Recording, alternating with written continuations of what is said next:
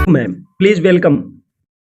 Thank you sir, thank you so much sir, thank you so much. आपने जो लिखा वो बहुत ही भाव विभोर करने वाला है। एंड जब भी मैं किसी भी टीम में जाती हूँ और सुनती हूँ, क्योंकि आरसीएम की पूरी टीम जो है एक आरसीएम की परिवार है, और जब भी मैं जाती हूँ तो मुझे आपके तरफ से, पूरी इंटायर टीम की तरफ से जो प्यार मिलता है, उस प्यार के कारण मुझे और ज्यादा जिम्मेदारी का एहसास होता है, और मैं चाहती हूँ कि और ज्यादा मैं काम कर सकूं, और ज्यादा मैं जो उम्मीद करती है पूरी की पूरी इंडिया की टीम, उसको उस पर मैं खरा उतर सकूं।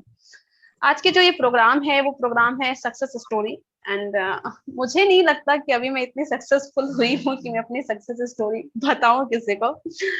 तो जब संजय सर से मेरी बात हुई तो उन्होंने बोला था कि आश्रम से पहले और आश्रम के बाद की लाइफ को डिस्कस करेंगे, तो आज पूरी उसी बात को डिस्कस करेंगे। ओवरव्यू दे देती हूँ कि क्या होगा आज। आज बेसिकली मैं अपना परिचय दूंगी, और परिचय देने के साथ में मैं बात करूंगी कि मैंने कब बिजनेस स्टार्ट करा, बिजनेस करने से पहले क्या कंडीशन थी, बिजनेस करने के बाद क्या कंडीशन है, अभी मैं किस पोजीशन पे हूँ, और साथ में जब मैं काम स्टार्ट की थी तो क्या क्या चैलेंज आई मेरे पास, और किस किस चैलेंजेस को ओवरकम मैंने कैसे किया, और क्या क्या दिक्कतें लगभग सबके सामने आती है। लगभग लगभग जो प्रॉब्लम है ना छोटी मोटी, वो लगभग सबके साथ एक जैसी ही आती है। मेरे साथ जो हुई कि वही आपके साथ भी हुई होगी मोस्ट प्रॉब्ली। तो वो सब चीजों के बारे में थोड़ा थोड़ा डिस्कस करेंगे, और डिस्कशन करने के बाद में हम लोग थोड़ा सा देखेंगे कि बिजनेस करने में क्या चीज सबसे इम्पोर्टेंट है, क्या किस क्वेश्चन पे ज्यादा हमें सोचना है, ये सब के बारे में पूरा का पूरा चर्चा करेंगे। तो पहले बात करती हूँ अपने परिचय से कि मेरा नाम क्या है, कहाँ से बिलोंग करती हूँ। तो मेरा नाम मधुसूरी है। मैं बिहार से बिलोंग करती हूँ। बिहार में फॉरबिसगंज नाम का एक सिटी है जो नेपाल बॉर्डर के पास में, वहां से मैं बिलोंग करती हूँ। मैंने अपनी पढ़ाई 12th तक की यहाँ पे कंप्लीट की। अगर अपने बैकग्राउंड के बारे में बात करूँ तो मेरे घर पे एक छोटा सा किराना दुकान हुआ करता था, जो मेरे के पेरेंट्स दोनों मिलकर साथ में चलाते थे। मेरी मम्मी और पापा दोनों साथ में चलाते थे, और उसी किराना दुकान से हमारा पूरा का पूरा परिवार जो था उस पर डिपेंडेंट था। और जब हम लोग गांव में रहते थे, और हमारी पढ़ाई को लेके हमारी जो पेरेंट्स है वो बहुत ज्यादा जागरूक थे कि नहीं, बच्चों की पढ़ाई अच्छी होनी चाहिए। तो उन्होंने गांव में सब कुछ छोड़ के वो शहर आए, और शहर में छोटा सा किराना दुकान स्टार्ट करके उन्होंने हमारी पढ़ाई के लिए शहर में शिफ्ट हुए, ताकि हमारी पढ़ाई ठीक से हो सके। पर पढ़ाई के लिए शहर में तो आ गए, पर हम लोगों ने 6 तक जो अपनी एजुकेशन थी वो हमने प्राइवेट स्कूल से की है। और मैं और मेरे भाई दोनों साथ में पढ़ा करते थे। 6 के बाद की कंडीशन ऐसी हुई कि किराना दुकान से उतना ही आ सकता था जिसमें कि एक बच्चे को प्राइवेट स्कूल में पढ़ाया जा सकता था, और एक को गवर्नमेंट स्कूल में जाना पड़ता। तो मैं और मेरे भाई दोनों एक साथ थे। तो कंडीशन ये होता है अगर बिहार में कि एक बच्चे को अगर पढ़ा सकते हैं, तो पेरेंट्स खासकर मदर या फादर ये डिसीजन लेते हैं कि बेटा को पढ़ा देते हैं प्राइवेट स्कूल में, और बेटी को सरकारी स्कूल में रखते हैं। पर मैं बहुत फॉर्चुनेट हूँ, बहुत लकी हूँ कि मुझे ऐसी फैमिली मिली जहाँ पे ये भेदभाव नहीं हुआ। और मेरी मम्मी ने बोला कि अगर पढ़ेंगे तो दोनों प्राइवेट स्कूल में पढ़ेंगे, नहीं तो दोनों सरकारी स्कूल में पढ़ेंगे। और वही हुआ, प्राइवेट स्कूल में पढ़ा नहीं सकते थे इसलिए सरकारी स्कूल में आए। लेकिन एक्चुअल में क्या है, जब आपके पेरेंट्स की आंखों में जो तकलीफ होती है ना, वो आपको दिखती है, चाहे वो बोले या ना बोले। तो वो तकलीफ हमें पता थी कि क्या दिक्कत है, पैसे की अहमियत क्या होती है वो हमें पता था। इसलिए हमने बोला कि संसाधन की कमी कभी भी हम अपने सफलता में रास्ते में नहीं आने देंगे। और हमने ये निश्चय किया था, मैं और मेरे भाई ने, कि चाहे सरकारी स्कूल हो पर अपनी जो एजुकेशन है वो प्राइवेट वाली रखेंगे। अपने आप को इस तरीके से डेवलप करेंगे कि हमारे सामने वो सफलता जो है बस स्कूल के मीडियम के कारण या स्कूल की फीस के कारण ये बीच में दीवार ना बढ़े। और इसके बाद हमने 7th 8th 9th 10th 11th 12th पूरा गवर्नमेंट स्कूल से किया। पर पढ़ने की इच्छा होती है तो कहीं से भी आप पढ़ लेते हैं। और उसके बाद हर एक क्लास में लगभग टॉपर ही रही, टॉप टॉप 3 में, टॉप 2 में, टॉप 1 में, इस तरीके से हमने पढ़ाई की। मैं और मेरे भाई दोनों इस तरीके से पढ़ाई की पूरा का पूरा। 10th जो की थी वो हम टॉप 3 में थे अपने स्कूल में। और 10th के परफॉर्मेंस के बेस पे हमें प्रभात खबर से हमें अवार्ड भी मिला था, और साथ में कुछ न्यूज़पेपर में वगैरह सब भी आया था उस टाइम पे। और 12th मैंने गवर्नमेंट स्कूल से की, मेरे भाई भी गवर्नमेंट स्कूल से की। और गवर्नमेंट स्कूल से करने के बाद 12th में मैं टॉप 1% में थी, और टॉप 1% में होने के साथ मैंने प्रिपरेशन भी की थी। और उसके बाद जेई मेंस मैंने क्वालिफाई किया 12th के बाद। और मैंने बहुत सारे सेंट्रल यूनिवर्सिटी के जो एग्जाम्स थे मैंने वो क्वालिफाई किए, और साथ में पूरे बिहार बोर्ड में मैं टॉप 1% में थी, यानी कि बहुत अच्छे मार्क्स थे मेरे 12th में। और उसके होने के बाद एक एग्जाम होता है, जो एग्जाम मैं देने के लिए एलिजिबल हुई, उस एग्जाम को दिया मैंने, और उस एग्जाम को देने के बाद मेरा सिलेक्शन वहां पे हो गया। तो उस टाइम पे कुछ कॉलेजेस मिल रहे थे, जिस कॉलेज में सबसे बेस्ट कॉलेज जो मिला वो मैंने चूज किया, और वहां पे मैं डीएसपी इंस्पायर फेलो बनी। यानी कि मुझे वहां पे पढ़ाई तक करने का पैसा मिल रहा था, मुझे स्कॉलरशिप मिल रही थी। तो यानी कि मैं ग्रेजुएशन तथा पोस्ट ग्रेजुएशन दोनों करने के लिए, ग्रेजुएशन और पोस्ट ग्रेजुएशन दोनों करने के लिए मुझे स्कॉलरशिप मिली। मतलब कि वहाँ पढ़ाई लिखाई खाना पीना सबका पैसा गवर्नमेंट की तरफ से मिल गया। तो एक जो संकट था कि अब क्या करेंगे, वो वाला हो गया, खत्म हो गया था। पढ़ाई के लिए स्कॉलरशिप मिल गई। मतलब कि मैं ये कह सकती हूँ कि मैं वैसे लड़की हूँ जो पढ़ने तक का भी पैसा ली हूँ, तो कुछ गलत नहीं होगा। इसी दौरान 12th में ही मुझे आरएसएम के बारे में पता चला था। कोई किसी ने आरएसएम के बारे में मम्मी को बता रही थी, तो उस टाइम पे मैं सुनी थी, और उसके बाद सुनने के बाद मुझे लगा था कि यस मुझे करना चाहिए।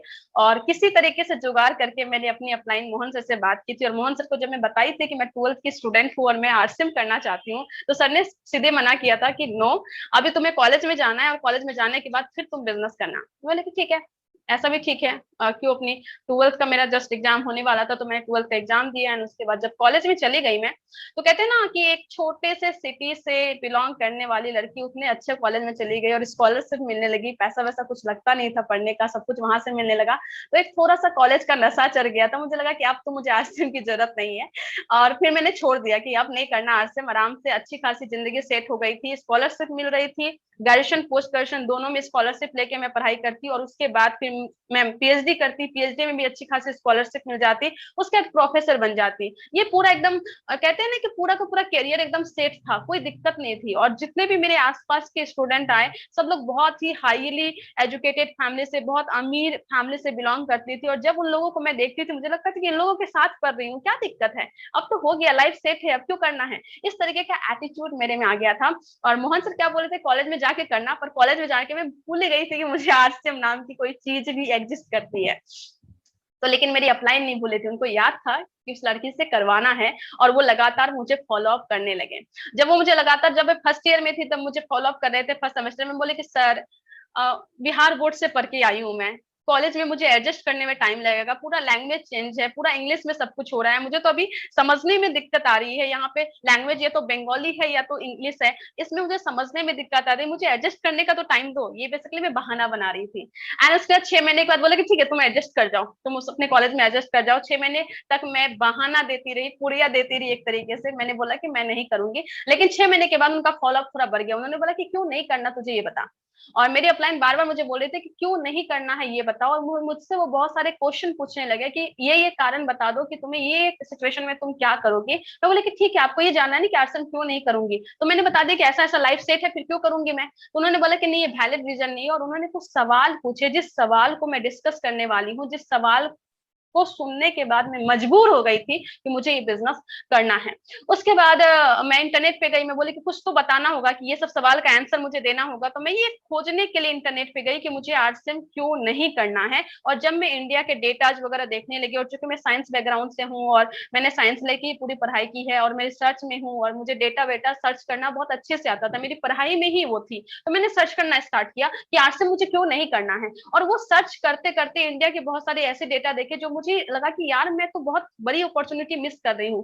पर मुझे लगा कि शायद इंडिया में ही ये लोग करते होंगे, इंडिया में शायद बहुत सारे लोग हैं जो बेरोजगार है, कम पढ़े लिखे हैं, इसलिए ये लोग करते होंगे। चलो देखते हैं यूएसए के लोग क्या करते हैं, अमेरिका के लोग क्या करते हैं, जापान के लोग क्या करते हैं, सिंगापुर के लोग क्या करते हैं, चाइना के लोग क्या करते हैं। तो मैंने सर्च किया इंडिया के बाहर का डेटा सर्च करना, मतलब कि इंडिया के बाहर जो डेवलप्ड कंट्रीज है उनकी डेटा को मैंने सर्च करना स्टार्ट किया। और जैसे जैसे मैं वो डेटाज देखते गई, मेरा नेटवर्क मार्केटिंग के प्रति विजन बड़ा होता गया, और मुझे सच्चाई लगी कि नेटवर्क मार्केटिंग क्या होती है। ये सोची समझी साइंटिफिक प्रोसेस है, जिस प्रोसेस को लेकर लोग बहुत बड़ा काम कर सकते हैं, और अपनी जिंदगी को बदल सकते हैं। और सिर्फ अपनी जिंदगी नहीं, बल्कि अपने पूरे के पूरे टीम की जिंदगी बदल सकते हैं, अपने आसपास समाज, अपनी सोसाइटी, अपने आसपास के नेबर्स, और पूरे के पूरे देश की जो जिंदगी है, उनका जो पूरा का पूरा इकोनॉमिकल कंडीशन है, इकोनॉमिकल स्टेटस है, उसको बदल सकते हो। और जब ये चीज मुझे समझ में आई, तो मेरा व्हाई क्लियर हुआ कि मुझे क्या करना है और क्यों करना है।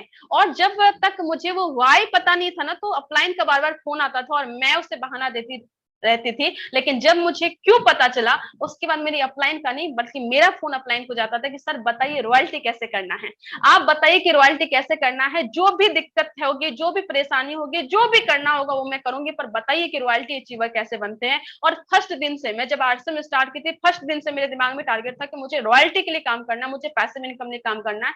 और जैसे जैसे आगे बढ़ी ना, वैसे वैसे चीजें चेंज होती गई, विजन बदलता गया, सपने बदलते गए, सोचने का नजरिया बदलता गया, और करने का मोटो भी चेंज होता गया। आई थी तो रॉयल्टी इनकम, पैसिव इनकम के लिए, लेकिन धीरे धीरे जब मैं इस सिस्टम में आती गई, लोगों से मिलते गई, टीम बनाती लगी, लोगों से प्यार होता गया, टीम से प्यार होता गया, तो फिर अपना मिशन भी बदलता गया, अपना मोटो भी बदलता गया। और इन सब चीजों को मैं, अपना मोटो भी बदलता गया, और इन सब चीजों को मैं डिस्कस करूंगी। तो कॉलेज के टाइम पे जब ये सब हुआ, तो उसके बाद फिर मैंने स्टार्ट करा, धीरे धीरे स्टार्ट करा, बहुत सारी चैलेंजेज आई जिसको थोड़ा थोड़ा मैं डिस्कस करूंगी इस पूरे के पूरे सेमिनार वेबिनार में।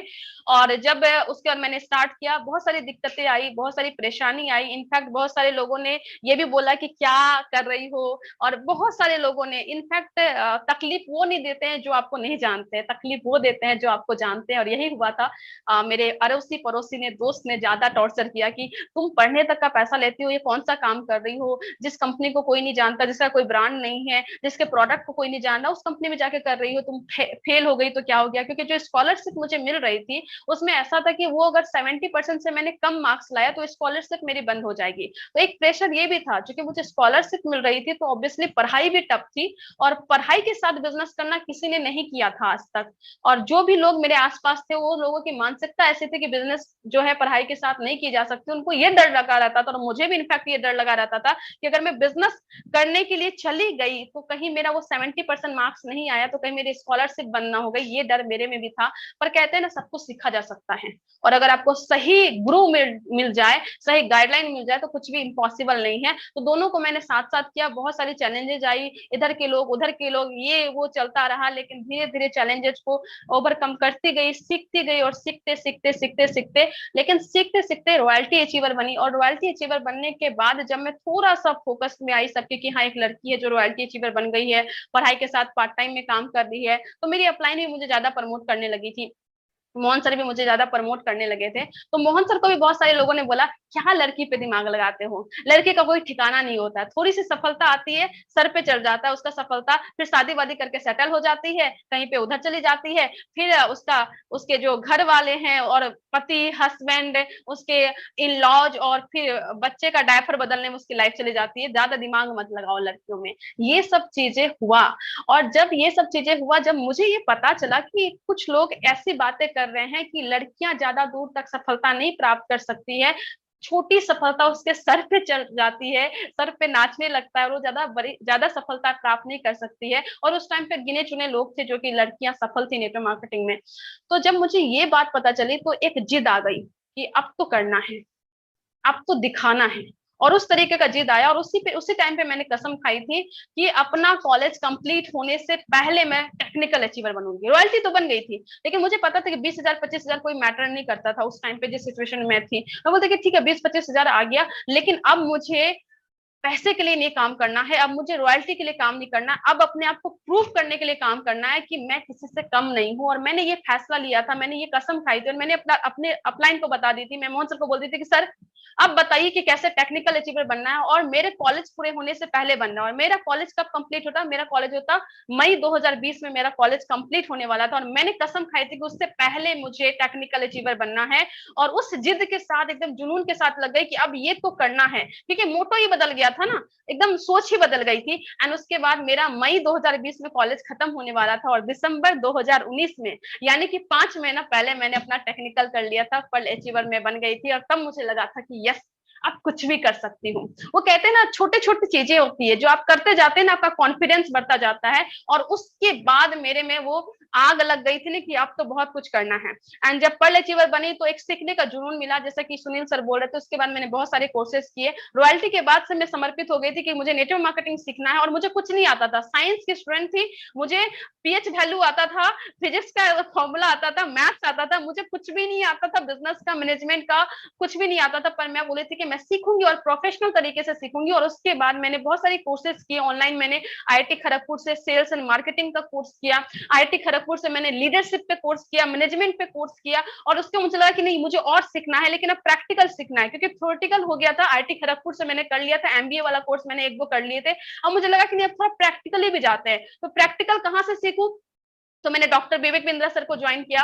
डॉक्टर विवेक बिंद्रा सर से मैंने एज आईबीसी बन के ईए का कोर्स लेके लगभग मैंने 1,56,000 का कोर्स मैंने वहां से बाय किया था, ताकि मैं खुद सीख सकूं कि सेल्स कैसे होती है, मार्केटिंग कैसी होती है, लीडरशिप कैसे होती है, कैसे काम करते हैं, बड़ा अचीवमेंट कैसे करते हैं। उसके बाद फिर मैंने संतोष नायर का कोर्स लिया, फिर चैट सुरेंद्र बस में गई, वहां पे मैंने कोर्स लिया, बहुत सारी चीजों और सीखती रही। टेडेक्स मैंने देखना स्टार्ट किया, बहुत सारी वेबसाइट मैंने देखा, और इंडिया के बाहर कैसे डायरेक्ट सेलिंग चल रहा है, वहां पे क्या होता था, वो सब मैंने देखना स्टार्ट किया। बहुत सारी किताबें मैंने पढ़नी स्टार्ट की, और मैंने डिसाइड किया कि अब डायरेक्ट सेलिंग को प्रोफेशनली करना है। और जब डायरेक्ट सेलिंग में आई तो मुझे तो समझ में आया था कि डायरेक्ट सेलिंग की क्या पावर है, लेकिन मेरे आसपास के जो लोग थे वो मुझे बोलते थे क्या किस धंधे में आ गई है, क्या कर रही है, किस बिजनेस में है, इस तरीके से एकदम नीचा दिखाने की कोशिश करते थे। मैंने बोला कि अब तो प्रूव करके दिखाना है कि अब मुझे डायरेक्ट सेलिंग इंडस्ट्री के लिए काम करना है, बहुत हो गया अपने लिए, अब डायरेक्ट सेलिंग इंडस्ट्री के लिए काम करना है, और इस तरीके से काम करना है कि लोगों को लगे कि डायरेक्ट सेलिंग इंडस्ट्री कितनी बड़ी इंडस्ट्री है, कितनी पावरफुल इंडस्ट्री है,